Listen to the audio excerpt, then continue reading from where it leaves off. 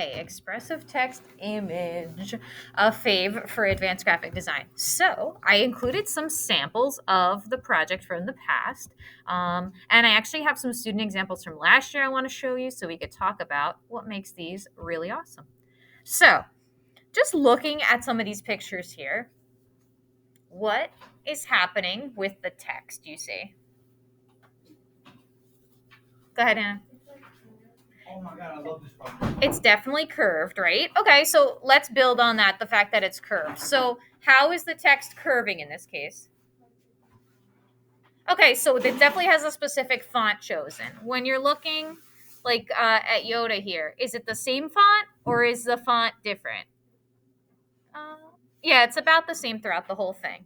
For each of these, we're picking about one font. So, in what way did the artist choose to manipulate their font? What are they referencing to kind of manipulate their font? Oh, the lightsaber? The parts of the picture in general. So, especially for the lightsaber one you're talking here, they're placing their text on the way the picture is illustrated. So, yeah, well, that's one way to place the text because it's this long kind of beam cylinder thing. So, they're showing me that it's like a long specific piece. So, let's zoom in on his head because I think that one's a pretty good one. So why do you think they just chose to do the text this way on like the head? And let's talk about Yoda's ears too. Like I don't think it was accidental. Why do you think they chose to align the text that way? Not only do I want to see what they're saying, good. I want to be able to tell for the most part what most of the text says. But why do you think, for example, I can see the text along the edge of the ear here and then another piece filling in the inside here? Why didn't they just take like one big piece of text and just kind of fill the area? Go ahead. There's like more detail. You can like kind of like differentiate, I guess. Good. So the way we align the text in this project is going to also show us like the details in the image. That's really the key of it. It's not actually very similar to the grayscale ones we did in graphic design one. This has nothing to do with color, which is actually kind of nice. And then it's all about like the alignment, and we're going to do a lot of like manipulation. Font choice is going to be really important too, and pictures as well.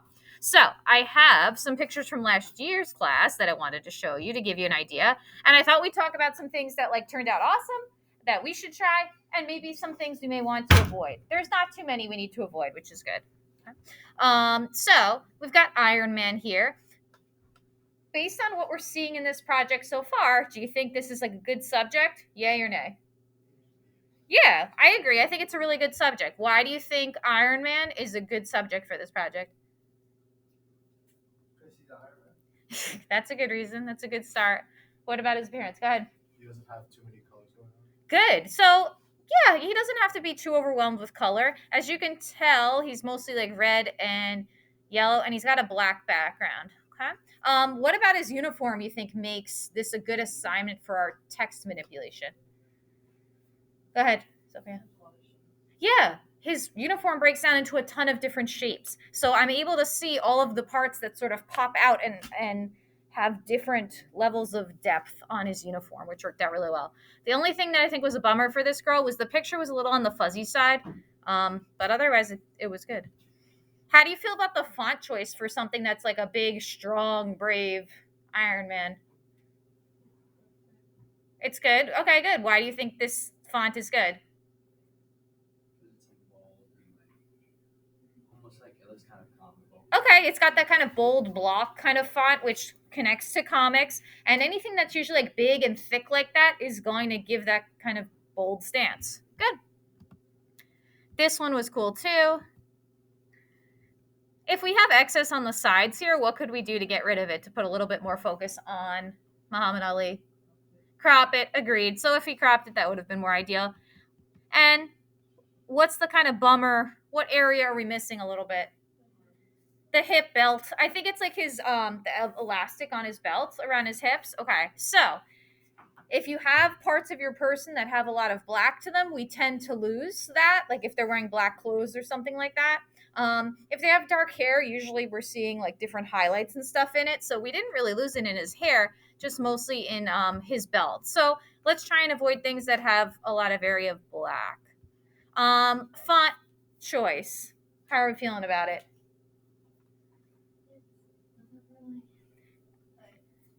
I'm feeling a mood of eh. So what's about it? It's kind of thin. Muhammad Ali, pretty bold, pretty well known. Got to be pretty strong. So is like a kind of basic thin font going to be a good choice? Probably not. We probably want something a little bit thicker and bolder. All right. Oh, that was a nice one. Our friend Spider Man. Love the way they went through the head with like the little headdress on top, going through this little triangular layout. Very cool. So you'll notice when you're picking the pictures, we want the like the photo versions of them. So if you want to do a superhero, go for it. But we want to make sure it's working off of a photo and not a like an illustration. Obama playing basketball. This one actually worked out really nice because he had all those wrinkles in his shirt, which was really cool. Dark shorts, but we could still see them against the black. Cool pose, but where could we improve with Jimi Hendrix here? Yeah. Yeah, that's his arm. It's going out in the air. I agree. We could probably use a little bit more detail on the arm. Kind of lose some of the width of his arm when we get closer to his wrist. And what else do you think maybe we could possibly improve on? Yeah, the font. Comic Sans. Probably not a great idea for a rock and roll legend. Hmm. Kanye looks lovely, but where could we improve a little bit? What are we losing? Yeah, the bootleg situation. Yeah. So if you want to go in and try and edit something that's really like dark gray and try and make it lighter or a different color, I'm all for it. So feel free. Try and do that. Okay. Oh, this one was sweet. So this is it from that movie Up. So because the character was like 3D-ish, I was okay with that. It's like when it's like a flat cartoon, it doesn't work out so hot. But this I thought turned out beautifully. And look how he warped the hair a little bit to go with the little wisps in his hair. So cute. Isn't that nice? That was Adrian Curdy last year. Oh, he was so good. I know. That was like one of He's his best come a long, pieces. he came a long Yeah. way with his art. All right. And one more, then I'll leave you alone. This one was cool too, but again, it had so much of that black area, we lost a lot of the detail in it. So, what I'm going to leave you to today, for the first, like, let's say that first half, maybe to like 40 ish, we're going to start looking for, I want you to have two different images. Just in case one doesn't work out, you got a backup plan and you don't have too many issues. So I chose this ballet dancer and I dragged her into an 8.5 by 11 or an 11 by 8.5 document. So we want to make sure we're avoiding a lot of like black coloring on their clothing, like black clothing would be an issue. And in a little bit, we'll come up with 4 words to go with the person, but let's get our 2 photos set up first before we go too far. Any questions so far? All right, cool. The recording back on. So before we continue, make sure you take some time just to double check our project outline here. And I gave you most of the helpful tips on here as well. Don't forget to check out the grading. But for this project, it's mostly about like your font choice and how you're distorting it, because that's what's really going to illustrate our image the best. Okay? So we're going to set it up on a canvas today, and we're also going to start to pick out 4 words that you're going to use in your project and in an appropriate font. So I'm going to walk you through that part. It's up to you if you want to hold your paper portrait style, which is the tall way, or landscape style, which is the horizontal way. I like to, when I open a new document, go to print where it says letter. So that way I don't have to do all those numbers. And because my ballet dancer is more like she's like her legs are stretching outward, I'm going to do landscape, which is the wider version.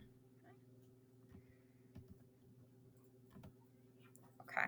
So I downloaded a picture of this ballet dancer already, and I'm going to drag her into this document that I made 11 by 8.5. Now, again, the background's not going to matter for this project. So I want to fit, so she's mostly in the middle of the screen. I don't care that the blue is ending. That's really not a big deal for this project. So I'm trying to put her mostly in the middle of my screen like this. And I'm pretty happy with that.